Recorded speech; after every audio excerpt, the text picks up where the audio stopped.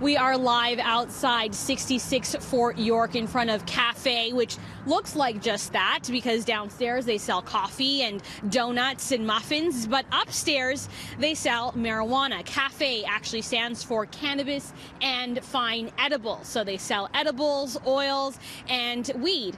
But we've been watching over the last hour or two a steady stream of customers coming up to the door and finding it locked. And that's because city officials, bylaw enforcement, and police came here to get them shut down because they are, in fact, operating illegally. 3 days after legalization, it is legal to smoke marijuana, but the only place where you can buy legal weed is on the Ontario Cannabis website. So anyone selling from a storefront like this, well, it's actually illegal. And you can see folks coming up to the door and they're going to find that it is locked. They are closed. Now, City News has learned that this is one of 5 locations that have been shut down.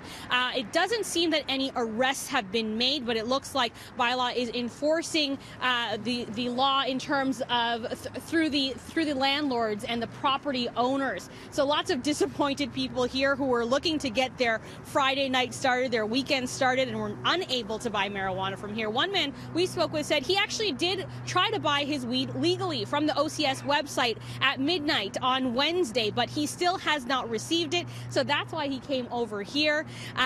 One woman who appeared to work here took the sandwich board out into her car and said her other 2 locations are open. So for now, this one is shut down, and it remains to be seen when people, if they'll get back up running or if more dispensaries will be shut down as well. Well, I'm here at 17 Church Street. This is another dispensary that was shut down just a couple of hours ago. Locksmith just left. He had to put new locks on the doors. As you can see, the handmade sign says October 18th, open 10 a.m.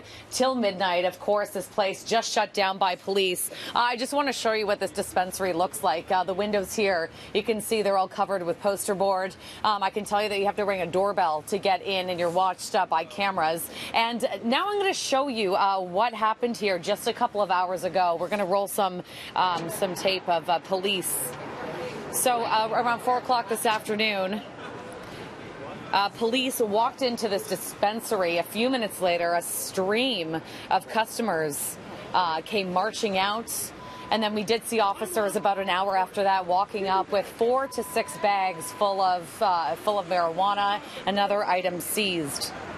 Now, I was at another dispensary today just up the street from here. It was also operating in plain sight. And a customer there tells me why he continues to stay with the black market. You're still using dispensaries. Just tell me why. I can't wait 3 to 4 days to get my herb. I need it, right now. So this is very convenient for me, and there's no wait. Okay, the city is starting to give notice to landlords that are housing dispensaries, and they're trying to get the illegal ones shut down.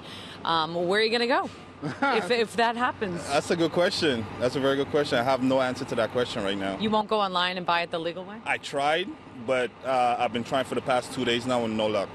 No luck with the website. It keeps telling me my card is declined, my address is wrong. Really? Yeah, a bunch of different messages every time I try to apply for the past 2 days. And so do you think that the black market is going to thrive as long as sales are going to stay online legally? As long as they keep taxing it like that, hell yeah, the black market is going to stay online. Yeah, the black market is always going to be there, most definitely. We were aware of about 92 locations. On October 17th, we went out, about 25 of my officers across the city. We identified 36 that remained open, 56 were closed.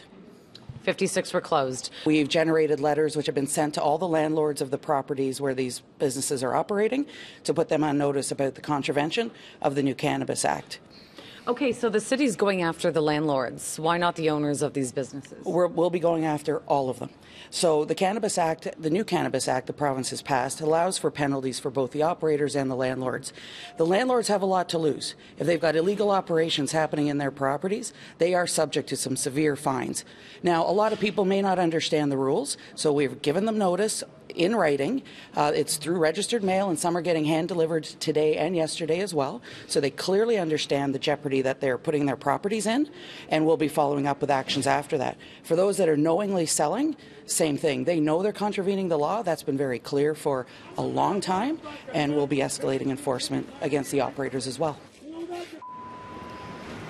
Now, when police first entered this building, about 20 customers came out shortly after. And since then, we've been standing on the sidewalk for about 2 hours now. And I've probably told close to 100 people trying to get in here to buy some product that, you know what, police are inside. You might want to keep on walking or go online to the OCS.ca. But the big complaint that we're hearing is that the online service just isn't working for them. And that's why people, as you heard in one of those clips, continue using these illegal pot dispensaries. Now, we are hearing that these crackdowns are expected to last throughout the weekend.